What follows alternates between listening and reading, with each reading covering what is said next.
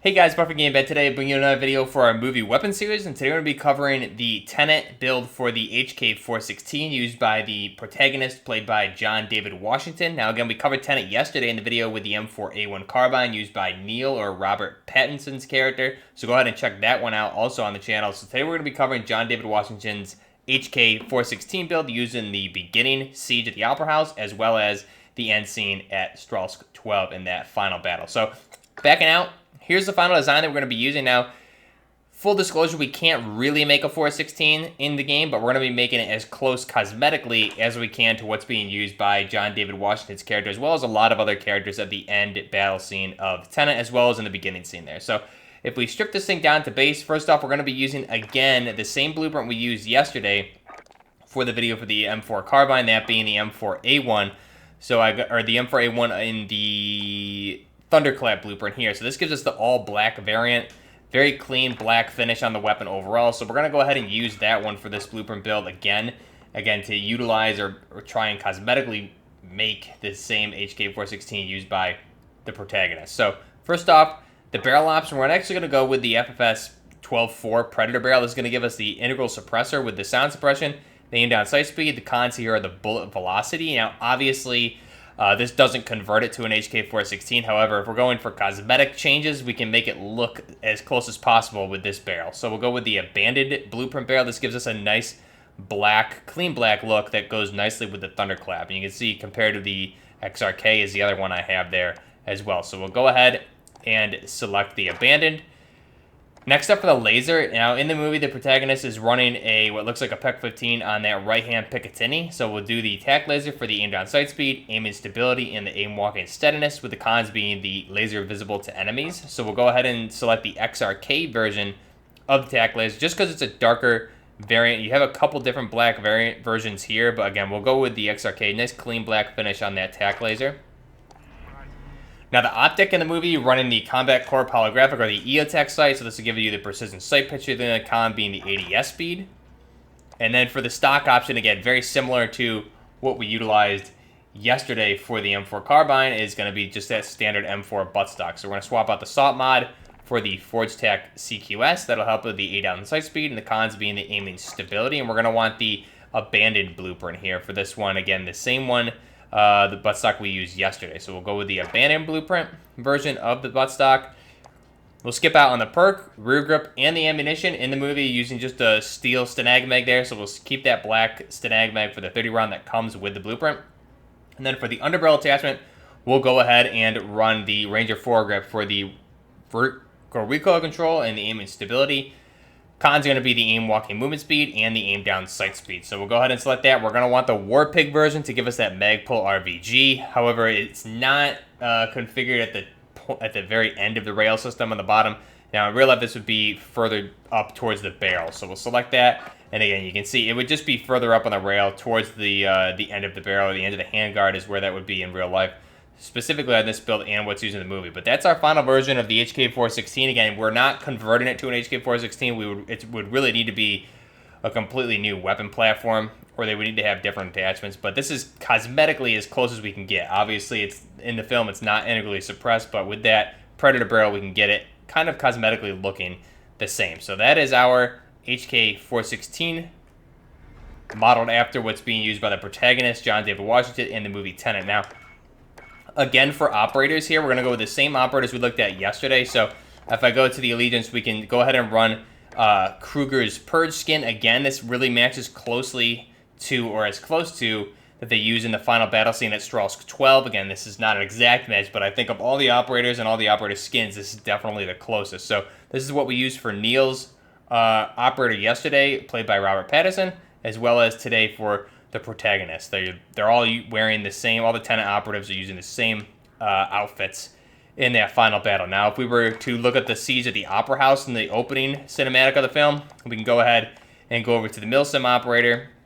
And again, we'll go with the Balkan Special Forces, which in the film, they are Ukrainian Special Police or Cord operators. And again, it's basically the same exact outfit as we see here for the Balkan Special ATU, which basically is the same thing, just the Balkan variant of what the Cord unit is used, or what they are in the opening scene of Tenet at the Opera House siege. So again, we went over that in yesterday's video as well, but this is really almost the exact same skin minus the gas mask. In the film, they're using gas masks for that siege because they do implement gas into the Opera House in order to storm into the Opera House itself.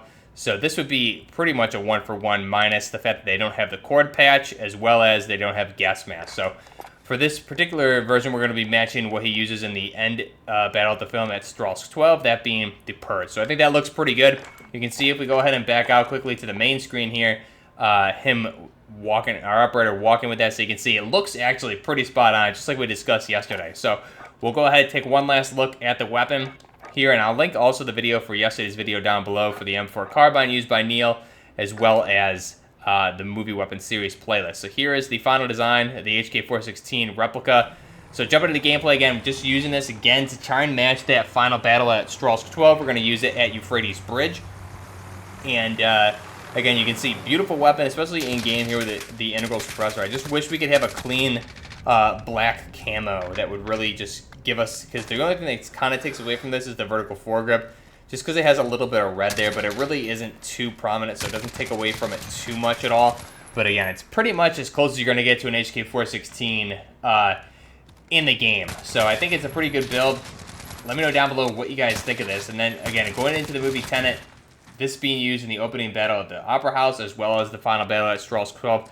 Tenet itself, again, we talked about this a lot yesterday, so I won't go too much into it. If you want to know more about the film, definitely check out that video. But high level, again, it's really just an espionage film where there's basically a plot to destroy the world, or the universe, I guess you could call it. Everyone on Earth is going to die.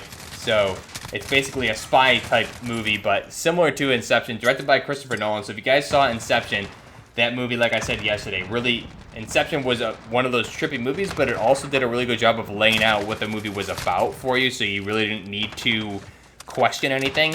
Now, Tenet, you really don't know what's going on, and it's left up to you, the viewer, to try and answer your own questions about the film and what's happening. And I really enjoyed that about the film. I saw it twice in theaters. Again, this came out in 2020, so it's been out just about a year now at this point. And I really enjoyed that about the film, because after the first viewing, my initial reaction was that this was a great movie, but I just have no idea what it was even about.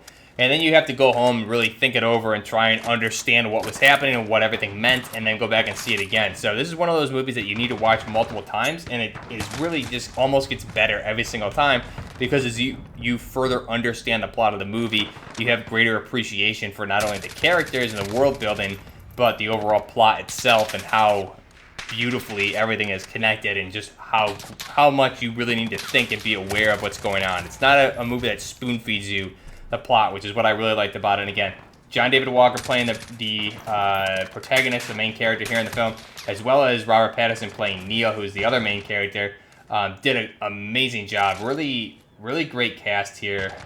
Overall, some big names in this movie that I thought just delivered perfectly. Great casting overall. Again, the movie itself has a lot of nice weapons, a lot of good operator loadouts and things like that, so definitely recommend checking it out if you guys haven't seen it. Now, again, just using this on Euphrates Bridge, trying to utilize it, run around as much as we can. In that final battle at Stralsk 12, they're running around quite a bit, especially the protagonist character is just sprinting all over the place with this thing. So I'm trying to run around as much as I can to replicate his actions in that final battle. Let me know down below what you guys think of this. Let me know what kind of suggestions you have for the movie weapon series going forward. I got some great suggestions on yesterday's video, as well as I'm curious to hear what you guys have to say today. So different movie weapon loadouts, give them to me down below in the description. Also, best places to get a hold of me are on social media, that being Instagram and Twitter, so I'll leave those in the description down below, the links to there. I will get back to everybody on those platforms, as well as we have the Discord down there below, so you can feel free to join up to the Discord there. We have a really good community also. And if you're enjoying the content, be sure to like the video and subscribe to the channel. It definitely helps out smaller channels like me as we push towards that 30,000 subscriber mark. And I appreciate all the subs we've gotten over the past 2 years. So really excited to get to that 30,000 mark. Really excited for Battlefield 2042.